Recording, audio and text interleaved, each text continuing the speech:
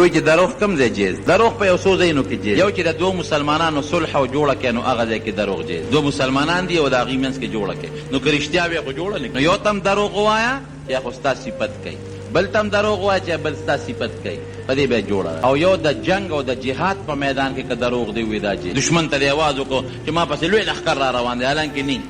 یا په یو طریقه هلته کې جهادي میدان کې دروغ ووایي چې دشمن پې راګیر کې، دې کې هم دروغ جیز. او یو دریم ځای دی خوا درته نه کنه خو متاجي. او که ښځه دنه خفه او خوشحاله نو دروغ ورته ویلی. او نو چې اوس دنه داسې ډیمانډ وکړي چې هغه ستا په وس کې نه دی، او ته بازار دا شی راوړو دا شی راوړو دا شی راوړو دا شی راوړه، او ستا په سرمن کې هغه شته دی نه، او راشي یاره دکان بند دی پیدا نه شو.